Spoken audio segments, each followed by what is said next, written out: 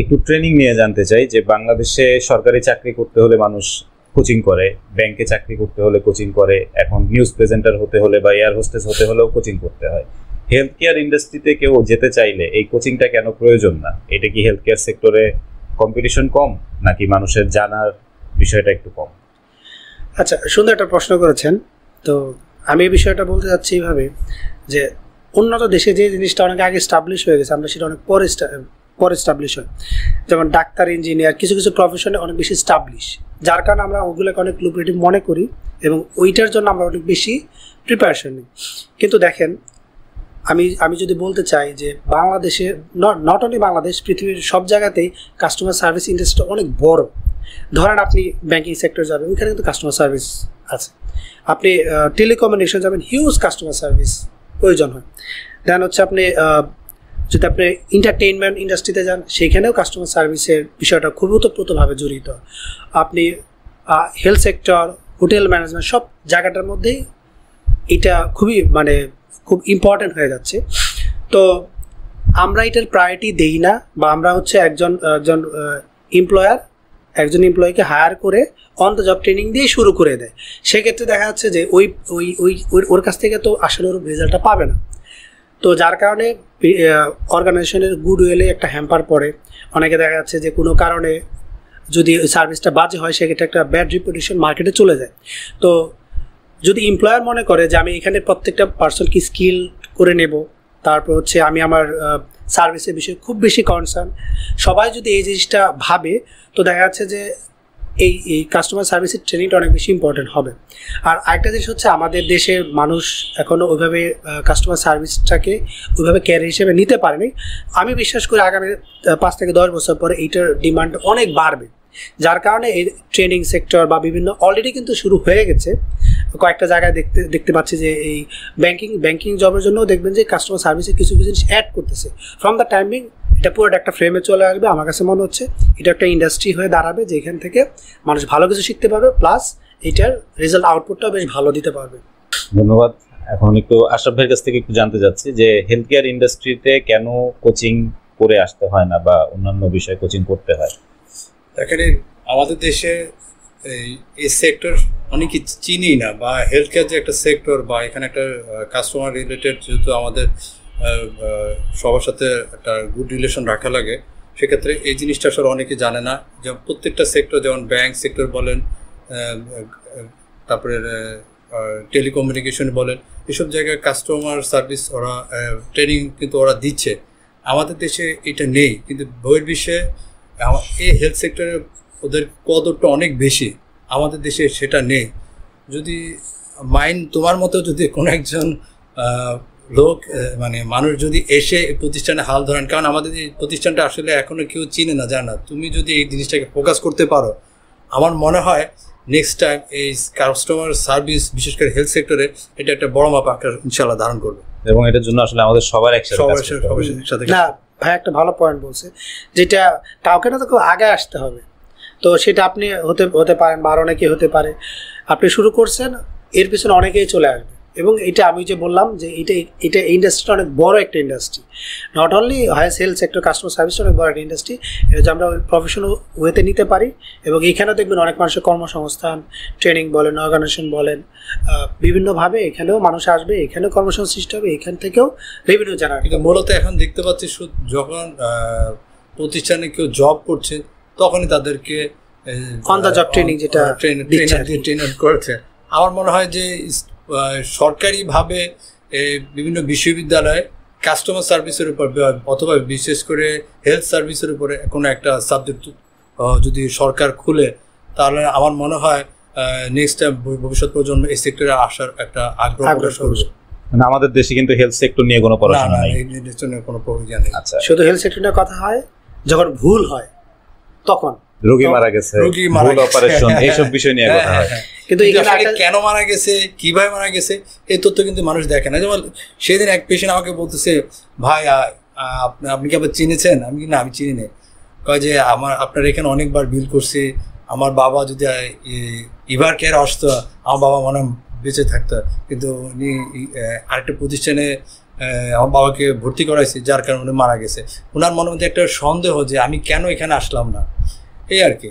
তো আসলে ইন্ডিভিজুয়াল আসলে আমাদের আসলে প্রত্যেকেরই এই সেক্টর সম্বন্ধে সরকারকেও বোঝানো উচিত, বা প্রাইভেট প্রতিষ্ঠান বা কর্পোরেট লেভেলে যারা আছে তাদের প্রত্যেকেই আমার মনে হয় যে এই সেক্টরের জন্য একটা আলাদা সাবজেক্ট খোলা উচিত বিভিন্ন প্রাইভেট ভার্সিটিতে, যাতে আমরা ভবিষ্যৎ প্রজন্ম যাতে কিছু শিখে এই প্রতিষ্ঠানে আসার আগ্রহী প্রকাশ করে। যেমন দেখেন ডিজিটাল মার্কেটিং আসছে কিন্তু অনেক আগে, ডিজিটাল মার্কেটিং নিয়ে এখন মানুষ পড়াশোনা করে, কিন্তু হেলথ সেক্টর তো শুরু হয়েছে মানে মানুষ যখন থেকে অসুস্থ, মানে একদম শুরু থেকে মানে যখন থেকে মানুষ কবিরাজ তখন থেকে ঝাড়ফুঁক থেকে শুরু। তো ডিজিটাল মার্কেটিং যদি এখন পড়াশোনা করতে পারে তাহলে হেলথ সেক্টরের আসলে উচিত ছিল যে হেলথ সেক্টর নিয়ে বিভিন্ন মেজর সাবজেক্ট তৈরি করা আরো আগে প্রয়োজন ছিল।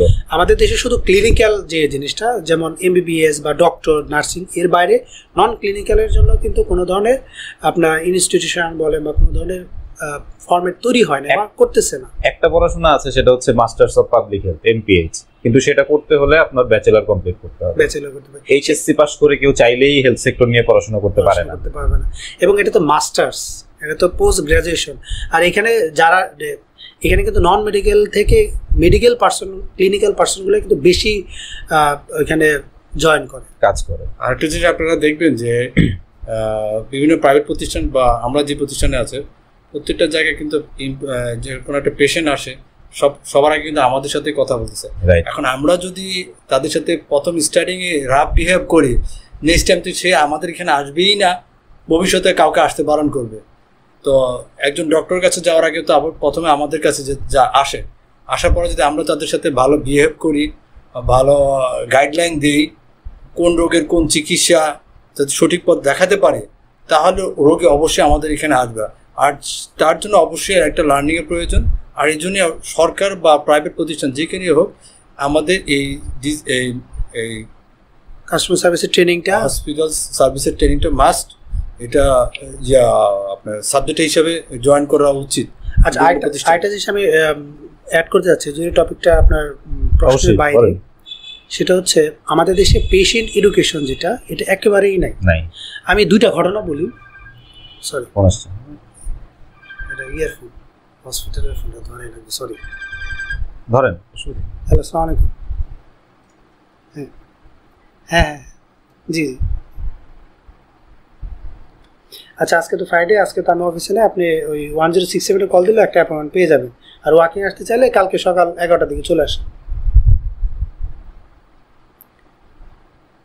ওয়েট করলে দেখাতে পারবেন। 1067 কল দেন, ওরা করে দেবে। হ্যাঁ, আসসালামু আলাইকুম। এটা আবার দিয়ে দেন না ভাই। না, এটা তো অবশ্যই দেয়া যাবে। এই যে দেখেন, যেমন এখন আপনি আজকে ছুটির দিন, শুক্রবারেও কিন্তু আপনার কাছে কল আসছে এবং আপনি সেগুলো অ্যাটেন্ড করছেন, আমরা এই যে রেকর্ডিং করছি, এটাও কিন্তু একটা যে কাস্টমার সার্ভিসের কাজ যে আপনি বাসায় বসে শুক্রবারে করছেন বা আপনার পার্সোনাল সময়ে করছেন, এটাও তো একটা অ্যাপ্রিশিয়েট করার মতো জিনিস নাকি? একটা তালি হয়ে যায়। থ্যাংক ইউ ভাই। আচ্ছা, তো যেটা বলতে যাচ্ছিলাম পেশেন্ট এডুকেশন, আমি দুটো স্টোরি বলি, মানে আমার ব্যক্তিগত জীবনে। আমার ফুপা, বড় ফুপা, তো আমি তখন ছোটো, আমি তখন বুঝি না, তো তারা গ্যাস্ট্রিকের পেইন হইতো বা টুকটাক একটু ব্যথা হতো, সে কন্টিনিউ গ্যাস্ট্রিকের ট্যাবলেটই খাইতো, তো নর্মাল ডাক্তারের কাছ থেকে। তো একটা সময় পরে যখন অনেক বেশি পেইন হয়, সে বড় হসপিটালে যায়, যার পরে দেখে যে তার দুটো কিডনি ড্যামেজ হয়ে গেছে, এবং সে অনেক চেষ্টা করছে, অনেক টাকা পয়সা খরচ করছে, ফাইনালি সে এক্সপায়ার, মারা গেছে। তো দেখেন, এই যে ঘটনাটা ঘটছে, এখানে কিন্তু ওই ফ্যামিলি বা আমাদের কোনো এডুকেশন ছিল না। আরেকটা স্টোরি বলি, আমার বাবা, তো আমি যতটুকু জানি, আমি তো নন মেডিকেল পার্সন, আমার যতটুকু আইডিয়া, নর্মালি অনেক মানুষের জ্বর হওয়ার ক্ষেত্রে তো আমাদের ইউজুয়ালি ডক্টররা 1-2 দিন বা 3 দিনের জ্বরে ওই ধরনের কোনো ট্রিটমেন্ট নেন, অ্যাকসেপ্ট নাপা। তো আমি আমার বাবাকে বলছি, তুমি নাপা খাও, তো দেখো কি হয়। তো দেখলাম জ্বরটা 3-4 দিনে ও সারতেছে না। তো আমার কাছে মনে হলো যে এটা নর্মাল জ্বর না, এটা টাইফয়েড বা অন্য কোনো কিছু হইতে পারে। তো যখন আমি বললাম, বাবাকে নিয়ে বললাম যে তোমার টেস্ট করাইতে হবে, ডক্টর দেখাইতে হবে, ডক্টর কাছে নিয়ে গেলাম, টেস্ট করাইলো। তো আমি যেটা সন্দেহ করছি সেইটাই, তার কী হয়েছে, তার হচ্ছে টাইফয়েড জ্বর। টাইফয়েড জ্বর তো নর্মালি যাবে না, তো তার তো আরও ক্ষতি হয়ে যাবে। তো তখন যখন ডক্টরটাকে দেখানোর পরে সে অ্যান্টিবায়োটিক কোর্স ডোজ দিয়ে দিল, ফাইনালি সে এখন সুস্থ। তো আমি এখানে যেটা বলতে যাচ্ছি যে প্রথম ইনসিডেন্টটা হয়েছে আমাদের কোনো আইডিয়াই ছিল না যে কন্টিনিউ গ্যাস্ট্রিক ট্যাবলেট কেন খেতে হচ্ছে। তো যদি আমি যদি কনসার্ন থাকতাম বা ওই ফ্যামিলি যদি কেউ এডুকেশনটা থাকতো বা বেসিক হেলথ সেক্টর বা হেলথ রিলেটেড, সে কী করতো অনেক আগেই ডক্টর কাছে যাইতো। এবং কিডনির যে কিডনির সমস্যাটা এরকম না যে আজকে হয়েছে আপনি কালকেই মারা যাবেন, জিনিসটা এরকম না। এটা কি হয়, আস্তে আস্তে আস্তে ড্যামেজ হয়। তো আপনার যদি শুরুর দিকে যদি আপনি ধরা পড়েন ক্যান্সার, কিডনি সমস্যা বা অনেক কিছু, ডায়াবেটিক্স, শুরুর দিকে যদি ধরা পড়ে আপনি যদি ঠিক মতো মেনটেন করেন, আপনি কিন্তু নর্মাল মানুষের মতো লাইফ লিড করতে পারবেন। তো এই যে এডুকেশনটা, এটা অধিকাংশ মানুষই জানে না।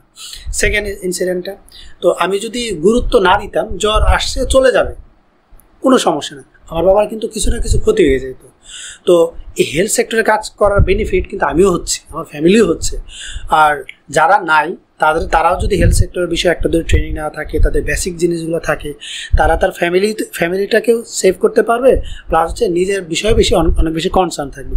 আমার মনে হয় যে রাষ্ট্রীয়ভাবে হোক বা প্রাইভেট ওয়েতে হোক, যে আমাদের দেশে হচ্ছে খুবই অল্প, সেটাকে বলে সিএমই, মানে হচ্ছে হেলথ সেক্টর নিয়ে মেডিকেল এডুকেশন, কিন্তু এটা ম্যাসিভলি হচ্ছে না। ঠিক আছে, যেমন আমাদের ফাইন্যান্সিয়ালি স্ক্যামিং হয়, ওইটা নিয়ে ওরা অনেক প্রচার প্ররোচনা চালায়, কিন্তু আমাদের এই টাকা পয়সা চলে গেলে আপনি আর্ন করতে পারবেন, কিন্তু আপনার শরীর চলে গেলে, আপনি অসুস্থ হয়ে গেলে আপনি সেটা রিকভার করতে পারবেন? আপনার চোখ চলে গেলে, হার্ট চলে গেলে, কিডনি চলে রিকভার করতে পারবেন? কেন স্ট্রোক করে, কেন কোলেস্টেরল বাড়ে, আমরা ম্যাক্সিমাম মানুষই জানি না। আমরা দেখি হার্ট অ্যাটাক হওয়ার পরে দেখি রক্ত অনেক বেশি কোলেস্টেরল, যখন আমরা অজ্ঞান হয়েছে তখন থেকে আমার ডায়াবেটিস 30, আমরা তো আগে কনসার্ন না। তো এডুকেশনটা অনেক বেশি জরুরি, এটা সবারই নেওয়া উচিত এবং এটা শুরু করা উচিত। তো আমি চাই আকাশ ভাই আপনার মাধ্যমে সব কিছুই তো আসলে বিজনেস ওরিয়েন্টেড না, কিছু জিনিস হচ্ছে সার্ভিস ওরিয়েন্টেড, কিছু প্ল্যানিং হচ্ছে যে মানুষের জন্য কিছু করতে পারা, যেটা যেন মানুষ আপনাকে মনে রাখবে। আমি চাই আপনি এই যে প্ল্যানটা নিয়েছেন এটা সার্থক হোক, একজন মানুষও যদি বেনিফিট হইতে পারে, এটি আপনার সার্থকতা। আর আমি আজকে আসছি, আসলে আমিও অনেক বেশি গ্রেটফুল, এবং আপনি আমাকে মনে করছেন তার জন্য আপনাকে অনেক থ্যাঙ্কস। Thank you.